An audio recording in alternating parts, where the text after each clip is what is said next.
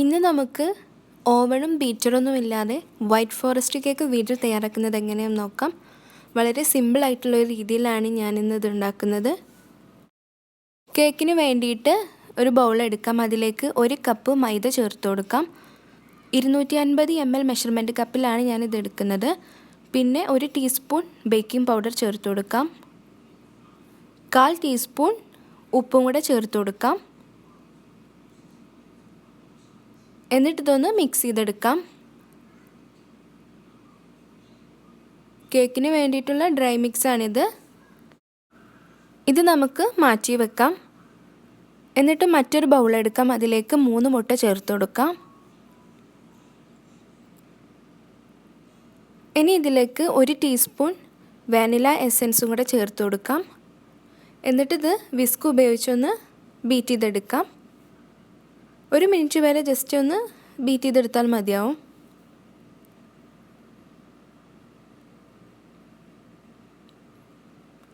ഇനി ഇതിലേക്ക് 1 കപ്പ് പഞ്ചസാര പൊടിച്ചതാണ്. അത് കുറേശ്ശെയായി ചേർത്ത് കൊടുത്ത് നമുക്കിത് ബീറ്റ് ചെയ്തെടുക്കാം. ആദ്യം കുറച്ച് ഇട്ട് കൊടുത്തിട്ട് നല്ലപോലെ ഒന്ന് മിക്സ് ചെയ്തെടുക്കാം. എന്നിട്ട് ബാക്കിയുള്ളതും കൂടെ ഇട്ട് കൊടുക്കാം. വീണ്ടും നമുക്കിതൊരു 2 മിനിറ്റ് വരെ ഒന്ന് മിക്സ് ചെയ്തെടുക്കാം.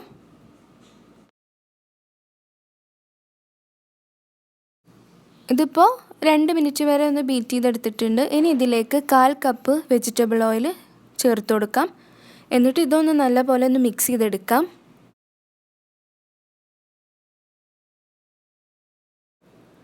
ഇനി ഈ കൂട്ടിലേക്ക് നമ്മൾ നേരത്തെ മാറ്റി വെച്ചിട്ടുള്ള ഡ്രൈ മിക്സാണിത്. അപ്പോൾ അത് കുറേശ്ശെ ചേർത്ത് കൊടുത്തിട്ട് മിക്സ് ചെയ്തെടുക്കാം. എല്ലാം കൂടെ ഒരുമിച്ചിട്ട് കൊടുക്കരുത്. ആദ്യം കുറച്ച് ചേർത്ത് കൊടുക്കാം. എന്നിട്ട് അതൊന്ന് നല്ലപോലെ ഒന്ന് മിക്സ് ആക്കിയിട്ട് ബാക്കിയുള്ളതും കൂടെ ഇട്ട് കൊടുക്കാം.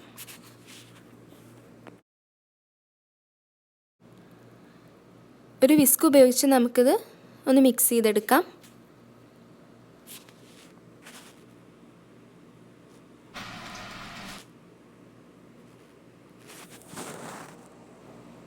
ഇനി ഇതിലേക്ക് 3 ടേബിൾ സ്പൂൺ പാലും കൂടെ ചേർത്ത് കൊടുക്കാം.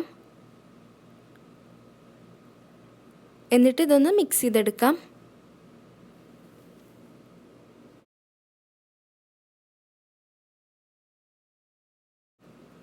അപ്പോൾ നമ്മുടെ കേക്കിന് വേണ്ടിയിട്ടുള്ള ബാറ്റർ ഇവിടെ റെഡി ആയിട്ടുണ്ട്. ഇനി നമുക്ക് ഒരു കേക്ക് ടിൻ എടുക്കാം. അതിൽ അല്പം ബട്ടർ ഒന്ന് ബ്രഷ് ചെയ്ത് കൊടുക്കാം, എല്ലാ ഭാഗത്തേക്കും എത്തുന്ന രീതിയിൽ. ഇനി ഇതിലേക്ക് ബട്ടർ പേപ്പർ വെച്ച് കൊടുക്കാം. ഇനി കേക്കിൻ്റെ കൂട്ട് ഇതിലേക്ക് ഒഴിച്ചു കൊടുക്കാം.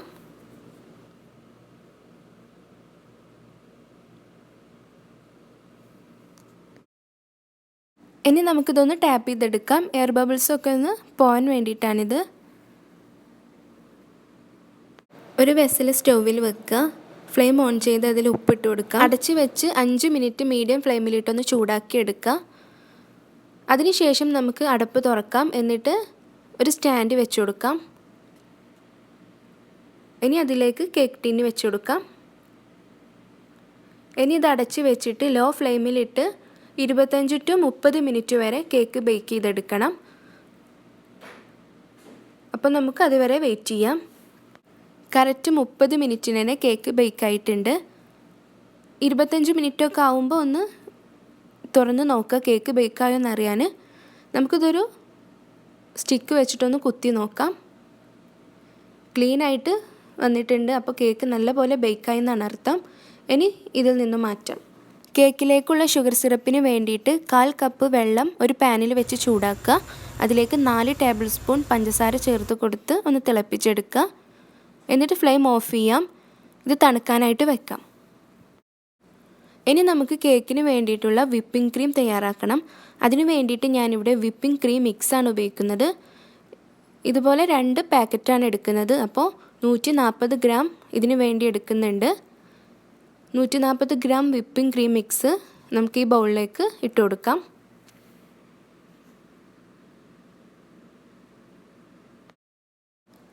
എന്നിട്ട് ഞാൻ 1/2 കപ്പും 2 ടേബിൾ സ്പൂൺ കൂടുതലും പാലെടുത്തിട്ടുണ്ട്.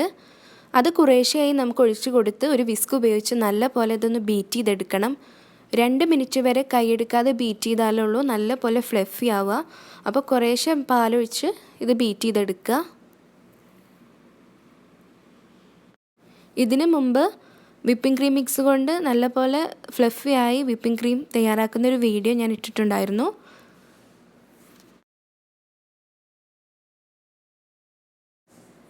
രണ്ട് മിനിറ്റ് വരെയെങ്കിലും കൈയെടുക്കാതെ ബീറ്റ് ചെയ്താലുള്ളൂ നല്ല പോലെ ഫ്ലഫി ആവുക. ഇതിപ്പോൾ ഇവിടെ ക്രീം ആയിട്ടുണ്ട്. നമുക്കിതിനി 1 മണിക്കൂർ ഫ്രിഡ്ജിൽ വെച്ച് തണുപ്പിച്ചെടുക്കാം.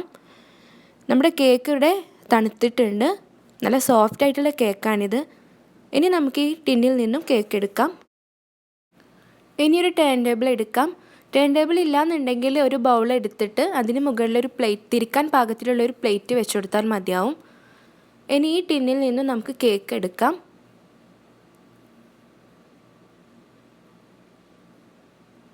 കേക്ക് ഇവിടെ പെർഫെക്റ്റ് ആയിട്ട് തന്നെ കിട്ടിയിട്ടുണ്ട്. ഇനി ഈ ബട്ടർ പേപ്പർ ഒന്ന് മാറ്റാം. നല്ല സോഫ്റ്റ് ആയിട്ടുള്ള കേക്കാണിത്. ഇനി നമുക്കിത് ഇതിൽ വെച്ച് കൊടുക്കാം. ഓവണും ബീറ്ററും ഇല്ലാതെ ഇപ്പോൾ നമുക്ക് സ്പോഞ്ച് കേക്ക് തയ്യാറാക്കാൻ പറ്റും. ഇനി നമുക്കിത് 2 ലെയറാക്കി എടുക്കണം. അതിന് വേണ്ടിയിട്ട് കറക്റ്റ് നടുവിൽ പിടിച്ചിട്ട് കത്തി കൊണ്ട് കട്ട് ചെയ്തെടുക്കാം. ഇനി നമുക്ക് 3 ലെയർ വേണമെങ്കിലും ഇതിൽ നിന്ന് എടുക്കാം. ഞാനിവിടെ 2 ലെയറാക്കിയിട്ടാണ് എടുക്കുന്നത്.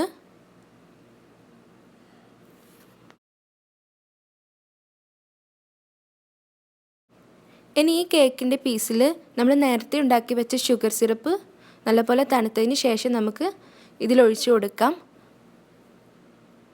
ഇങ്ങനെ ചെയ്യുമ്പോൾ കേക്ക് നല്ല സോഫ്റ്റ് ആവും, കഴിക്കാനും നല്ല ടേസ്റ്റി ആയിരിക്കും. അപ്പോൾ ഇത് മസ്റ്റായിട്ടും ചെയ്യാം. ഇനി ഈ കേക്കിലേക്ക് വൈറ്റ് ചോക്ലേറ്റ് വേണം. അത് ചെറുതായി കട്ട് ചെയ്തെടുക്കുക. അതല്ലാന്നുണ്ടെങ്കിൽ ഒരു പീലർ വെച്ചിട്ടൊന്ന് ചെറുതാക്കി എടുക്കുകയും ചെയ്യാം.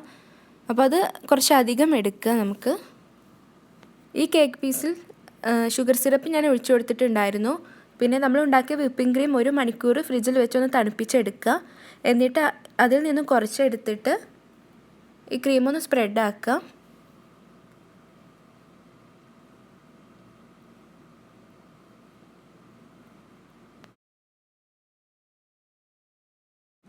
ഇനി ഇതിന് മുകളിലേക്ക് വൈറ്റ് ചോക്ലേറ്റ് ഒന്ന് വിതറി കൊടുക്കാം. അതല്ലാന്നുണ്ടെങ്കിൽ ചെറുതായി കട്ട് ചെയ്ത് വെച്ച ചെറി ആയാലും മതി. എന്നിട്ട് അടുത്ത ലെയർ നമുക്ക് ഇതിന് മുകളിലേക്ക് വെക്കണം.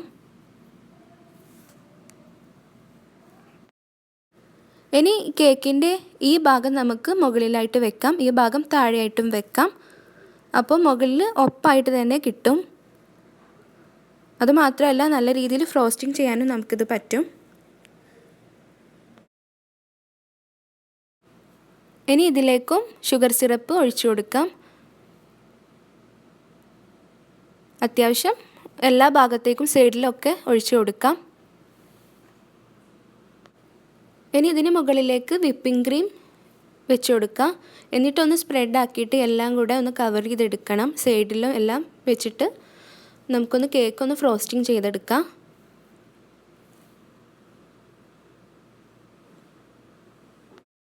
നമ്മൾ ഉണ്ടാക്കിയിട്ടുള്ള വിപ്പിംഗ് ക്രീം ഫ്രിഡ്ജിൽ വെച്ച് 1 മണിക്കൂറൊന്ന് തണുപ്പിച്ചെടുത്തിട്ട് ഫ്രോസ്റ്റിംഗ് ചെയ്യാൻ ശ്രദ്ധിക്കുക. പുറത്ത് വെക്കുകയെന്നുണ്ടെങ്കിൽ അതല്പം ലൂസാവുന്നത് പോലെ തോന്നും. അപ്പം കേക്കിൽ നമുക്ക് ഫ്രോസ്റ്റിംഗ് ചെയ്യാൻ പറ്റില്ല. അങ്ങനെയാണെന്നുണ്ടെങ്കിൽ 1 മണിക്കൂർ പെട്ടെന്ന് ഫ്രിഡ്ജിൽ വെച്ച് തണുപ്പിച്ചെടുക്കുക.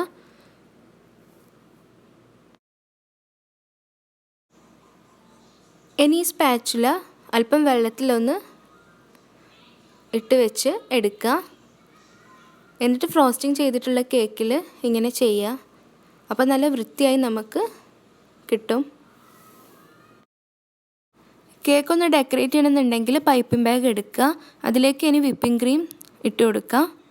എന്നിട്ട് ടൈറ്റാക്കി പിടിച്ച് നമുക്ക് കേക്കിൽ ഡെക്കറേറ്റ് ചെയ്യാം. അതിന് മുമ്പ് നമുക്ക് കുറച്ച് വൈറ്റ് ചോക്ലേറ്റ് ഇതിൻ്റെ മുകളിലൊന്ന് ഇട്ട് കൊടുക്കാം. ഇനി കേക്കിൻ്റെ സൈഡിലെല്ലാം ഇതുപോലെ വൈറ്റ് ചോക്ലേറ്റ് വെച്ച് കൊടുക്കാം. എല്ലാ ഭാഗത്തേക്കും എത്തുന്ന രീതിയിലാക്കി കൊടുക്കുക. ബാക്കിയുള്ള വിപ്പിംഗ് ക്രീം പൈപ്പിംഗ് ബാഗിൽ ഇട്ടിട്ടുണ്ടായിരുന്നു. അത് വെച്ച് നമുക്ക് പൂക്കൾ വരച്ചു കൊടുക്കുക. എങ്ങനെ വേണമെങ്കിലും നമുക്ക് കേക്ക് ഡെക്കറേറ്റ് ചെയ്തെടുക്കാം.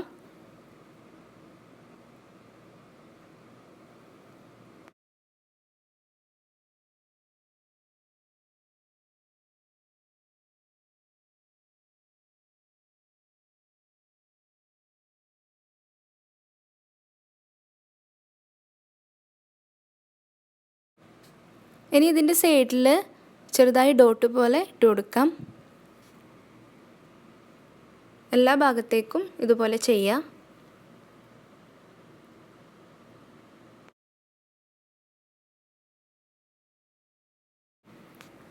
ഇനി നമുക്ക് അല്പം ചെറി എടുത്തിട്ട് ഈ പൂക്കളിൽ വെച്ച് കൊടുക്കാം. അപ്പോൾ കാണാനും ഭംഗിയായിരിക്കും.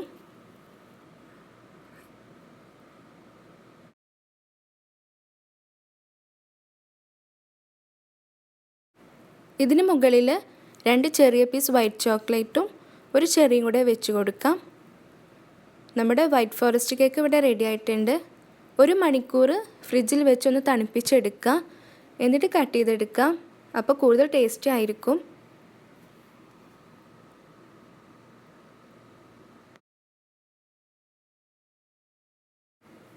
നമുക്കിതൊരു പ്ലേറ്റിലേക്ക് സെർവ് ചെയ്യാം.